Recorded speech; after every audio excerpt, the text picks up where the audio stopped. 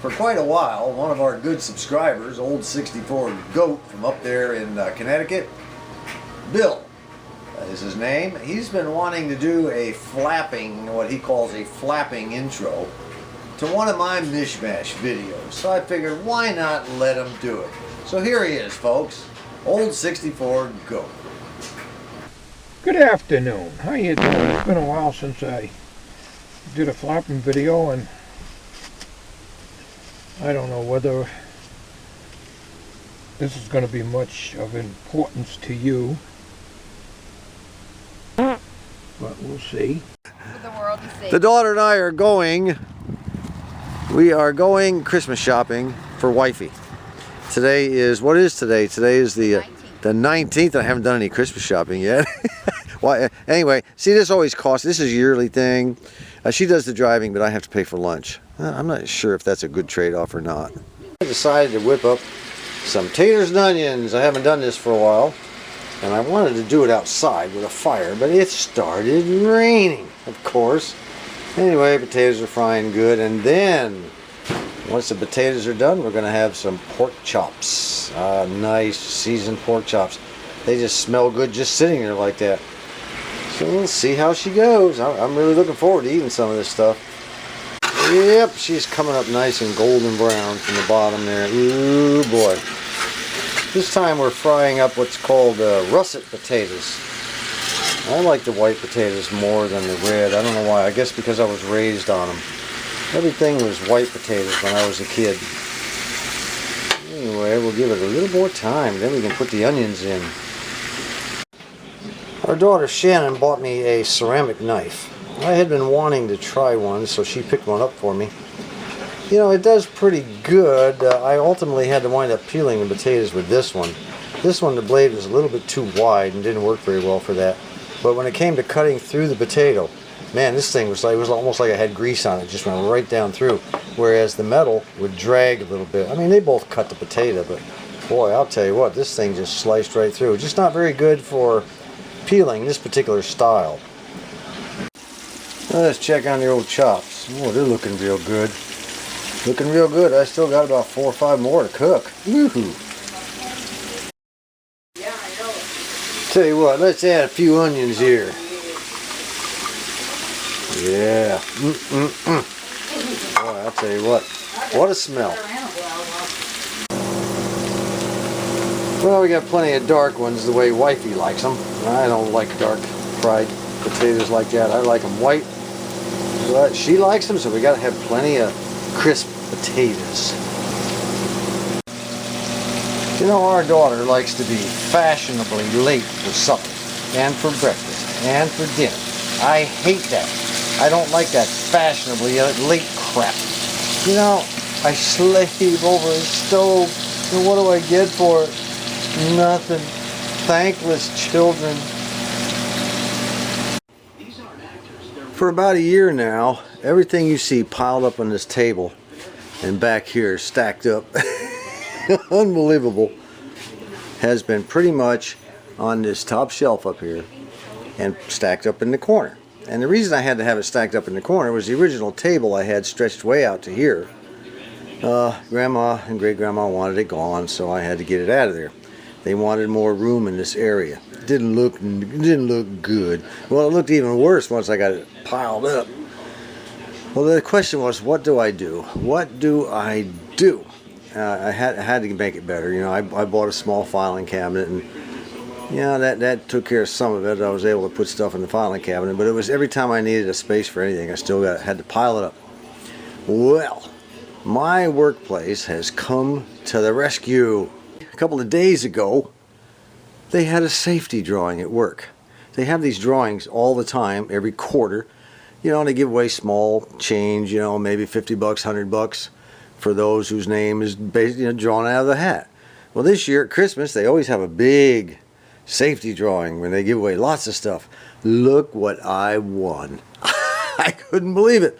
I have won a giant size filing cabinet that I can put all my radios, all my test equipment in, and I even have a little pull-out drawer where, you know, basically this is for files and things. They can put your files on there and write on them or do whatever. This thing is 5 foot 7 inches high. It's 43 inches wide and 23 inches deep. I can just put everything in there, and I even have use of the top to a certain degree. And I've cleared away. I had to cut off the top shelf a little bit, raise up an existing cabinet on the wall and get that up above it, because the cabinet would have come down to about here, but now it's clear. Now I'm going to get my old grandson Ethan to help me carry this thing in the house and get it fixed into place. It has adjustable legs on the bottom, and I have to adjust them up in the front so the thing sort of kind of tips to the back a little bit. We don't want any top heavy stuff coming down on top of us. Well, let's get that done. Well, I'm still plugging away on this old this Zenith H723. The original finish around the edge of the cabinet was all gone. It was a highly silvery looking finish, but of course I don't have that. So I went ahead and just painted it silver and put a nice little coat of a satin clear finish on it. And you know, that'll kind of set it off a little bit. That's the best you can do when you don't have that chrome looking kind of stuff to put on there. Makes me wonder how they did that in those days. You know, how did they get a chrome edge like this along here and different places on the radio? Well, as you can see, I worked on the top and the sides a little bit and got them nice and shiny with that Plastex. There were a ton of scratches on there. I took some 1000 grit sandpaper, black sandpaper, you know, silicon carbide, and I worked it over with it, along with and I used the Plastex while I was doing it. I kind of took the sandpaper on the Plastex and went around and around and around. Took out a lot of the scratches, but there were so many on there, it just couldn't take it all out unless I buff it on down to practically nothing. But it still looks pretty darn good. It's nice and shiny. It looks real good. And now with that little, you know, silver edge around there, it looks even better. So there's a little bit of overspray I have to take off with a Q-tip on that silver paint. It always sneaks through the paper somehow. Don't ask me how, but it'll come off in no time. Maybe we can get this baby back together and be listening to it in the not too distant future. Well, there it is. Everything up off the floor. Everything up off of everywhere, all stored in the cabinet drawers. Now I got to work on my bench. That looks real good. That's real neat. That turned out great. Wifey just finished cooking a couple of turkeys in this rival turkey cooker. I guess it's a turkey cooker. Is that what it is? Roaster. Turkey roaster. Man, I'll tell you what, that thing did a spectacular job. Didn't have to use the old stove very much. Just threw them in there and whipped them up. She could have cooked one big or two small. That turned out really good. Just you know, one of those set it and forget it type of things. Thank you. You're welcome. Well, the Christmas is over and everybody's done wrapping their presents. And old Mac here, he's really excited about the whole day. Look at him. The other two down here, watch it now. Rocky's right behind you there, Grandma. Rocky's playing with his new toy, and Boo Boo's playing with his new toy, and Rusty's where's Rusty's, honey? Boo Boo, Rocky took it. Rocky took Rusty's. Uh-oh, Rusty gonna have to fight back. Okay, Anyway, everybody got what they wanted. Look what I got, folks. Oh, you remember the old Hacko 808? Well, this is the replacement, the FR300. It is Christmas Day, and once again, all of us, wifey, me, and great-grandma, we're all heading to Rogers, Arkansas to spend our second Christmas with our son and his wife and little John. Our first Christmas was last night with our daughter and her family. So I'm already stuffed from last night, and I'm going to be really, really bloated probably by the time I get done with our second dinner.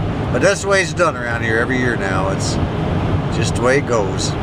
I hope everybody else had a great Christmas. I really do.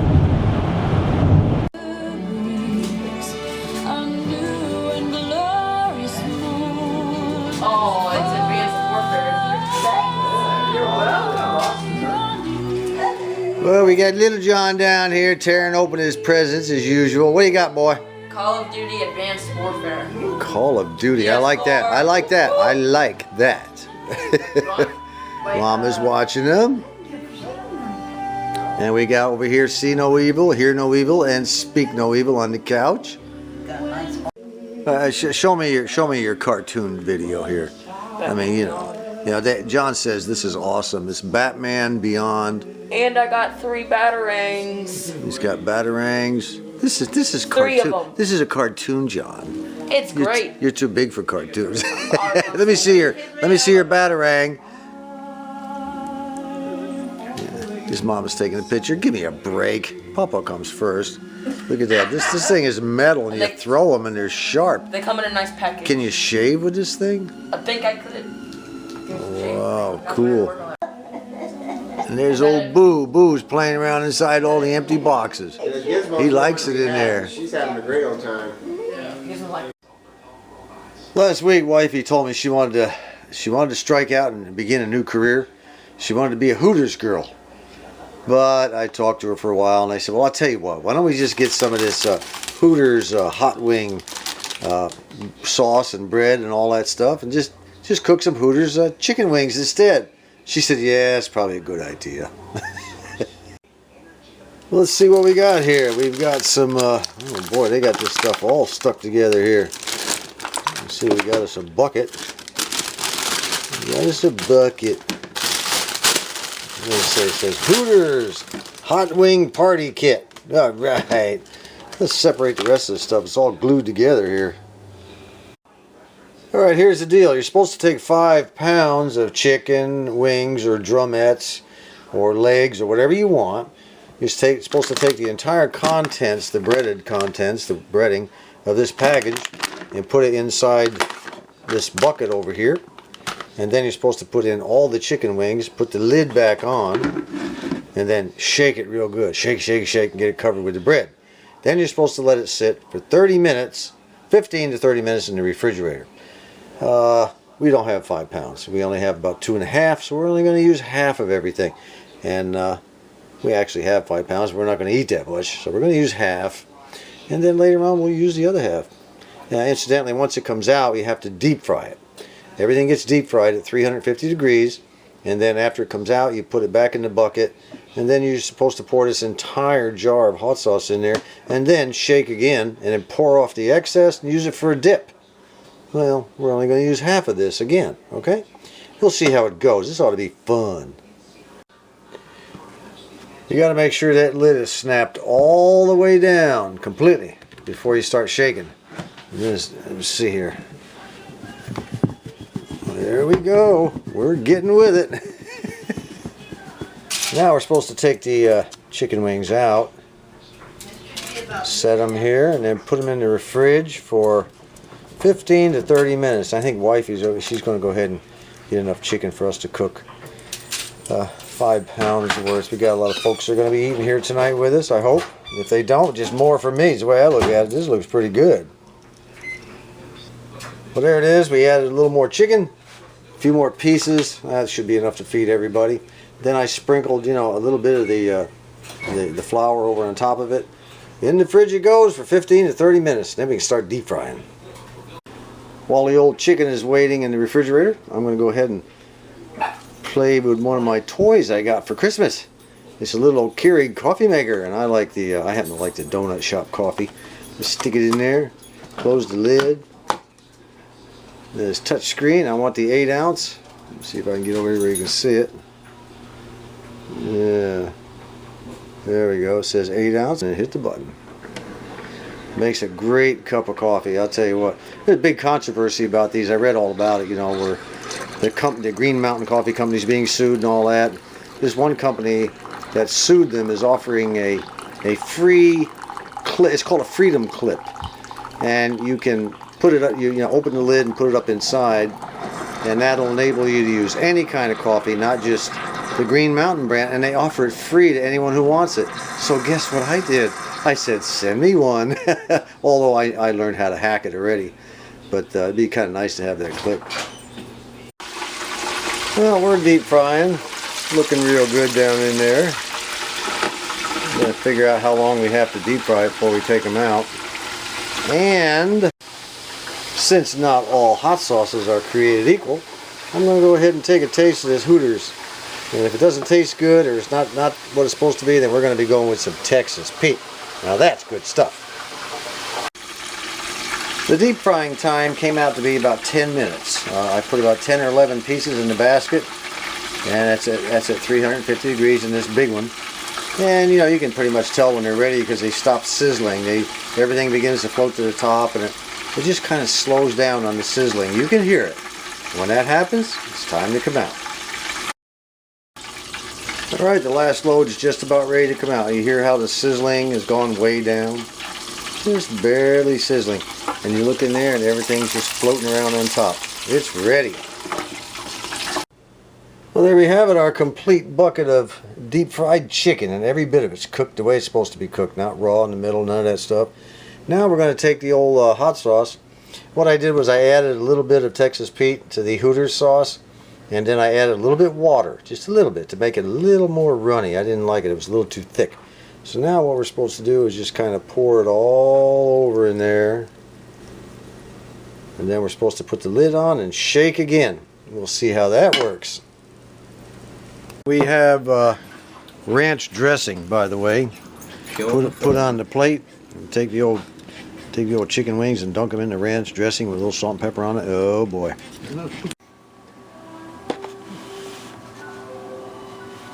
There she is. It's a solder extracting gun, automatic. I kind of like it. This has a metal cover over the heating tip. I don't know what the point is on that. That's kind of a stupid arrangement. I think that's a waste of metal. Not a good idea. If you invented that, dumb idea, guy. This here is the stand you're supposed to set it in, I guess, when you're not using it. Sort of one of these deals. I guess that would be okay. Primarily, I probably won't use it. I'll just lay it down flat like that. Why waste? Another waste of metal. This black thing right here has a couple of buttons on each side that you have to press, and it's for removing the barrel, or changing the entire barrel. See, this has a hexagon nut there. This goes in against the nut, and then to hold it in place you press these buttons while you unscrew it, and then you can unscrew the entire barrel. Then it gives you a cleaning rod for the barrel. Get it up here a little further. Little thin cleaning rod for the barrel, the large part, and then you have another little thin rod for cleaning the tip itself, just the tip, okay? And then the way this thing works is these right here. Let me jack it back if I can do it one-handed. Yeah, there we go. This little baby here, there's a piece of metal down in there, square piece of metal, and behind it is the pad.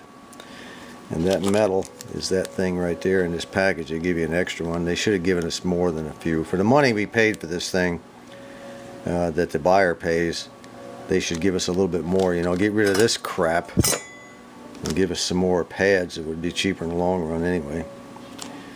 And it goes in there with the pad to the rear. Certainly can't burn today. Like so. Here comes my noisy daughter when I'm trying to film, of course. And then once you get it in there, you hit the button and the black thing pops out. And then you just stick it down there on whatever you're trying to desolder. After it melts real good, you just pull the trigger. Just like that. It'll suck it right up. There's a little pump down in here that pumps it out. And of course you have to have it plugged in. That's about it. I've been wanting one for quite a while. I'm glad I waited and did not get the Hakko 808. I asked for the Hakko 808 this year, and I found out you can't buy them anymore. So wifey wound up getting me the next model, the next generation, which is the Hakko FR300. A lot better all the way around. A lot better. Comfortable handle, feels real good. We'll see how it works soon. You see this? These are the pellets for our pellet stove. Those of you who watch my videos, you know we recently installed a pellet stove. Well, I put they come in these really thick, heavy plastic bags. And I put 3 of them on the back deck the other day. You know, I never thought that water would get through that plastic. You're probably hearing a lot of wind in the camera. Sorry, it's a very windy day today. Anyway, they got wet. I couldn't believe it. So I had to take them out and spread them around the garden. You can't run these through a pellet stove because they just turn to sawdust. Can't do that. Word to the wise. These plastic bags are not waterproof. Keep them dry. Anyway, I had 3 bags I lost. A real bummer. Until next time, I appreciate you all being here. This is John.